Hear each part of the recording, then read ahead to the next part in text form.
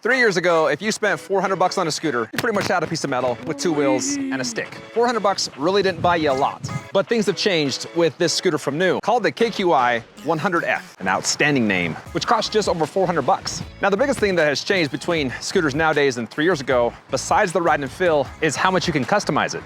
In the app, the first thing you can customize is the speed, and you can set it from 3 kilometers per hour up to like 27, 28, which when you set it to the highest level, you can top out at 18 miles per hour.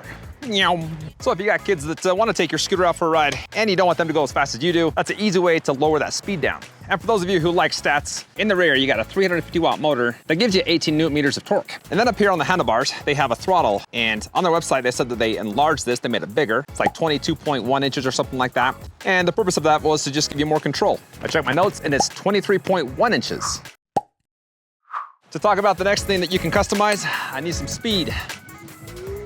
Because you got different regen brake levels. So if you like a lot of electric braking power, you can set that from low to high. I have played around with that and there is a significant difference from the low end to the high end of that bar. Just prepare yourself for that if you like a lot of regen brakes. They do a good job there. And then if you don't like them, you can set them to low, which is what I do, and then rely on the front drum brake, which does a pretty good job of slowing you down. Up at the handlebars, you got one brake lever, and when you press it, it does light up the tail light, and it also kills the motor. And that's pretty much it for brakes.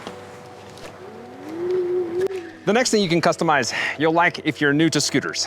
Because in the app, you can switch it from a 0 to a non-zero start. And if you choose the non-zero start option, there's different speeds. So if you want a small kick before the power comes on, you can do that, or a stronger kick before it comes on.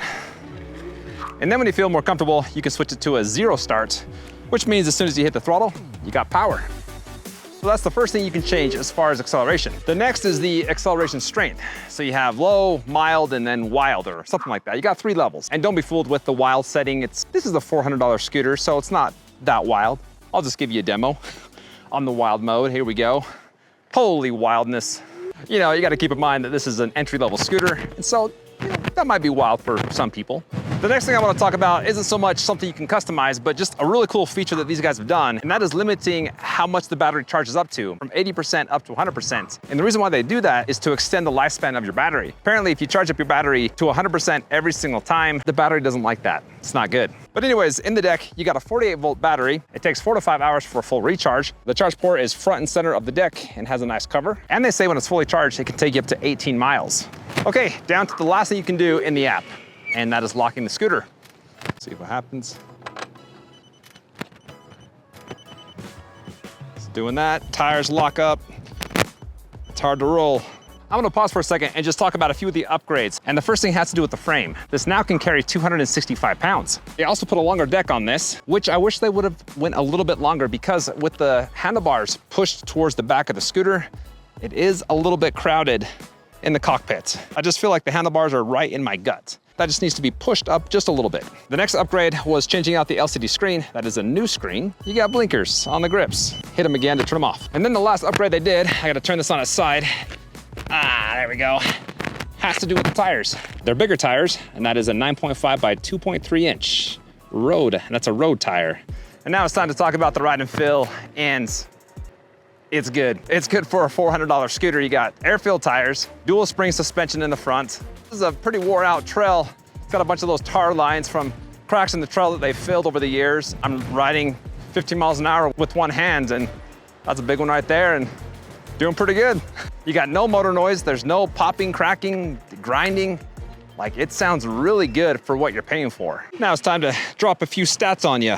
As I sit down and enjoy this beautiful windy day. All right, so NIU is giving this a 2-year warranty. It's got free shipping, got an IP65 water resistant rating. Checking my notes. It weighs 39 pounds and can climb a hill up to a 50% grade. The other day, I took it to a 16% grade hill, so just above its rating. It did struggle a little bit going up that hill. So when they say 50% grade, I would keep it at that, or maybe a little bit less. Now, that being said, I've never taken a $400 scooter up that hill, and it did take me up a good majority of that. So there it is. That's the NIU KQi 100F. It's taken me many days to memorize that name, but I finally got it down. That is a pretty awesome scooter for 400 bucks. It would be hard to find something that you can customize that much for that price. If you want to check it out, I got the link in the description. And as always, I appreciate you guys hopping on here and checking out my content, and I'll see you on the next one.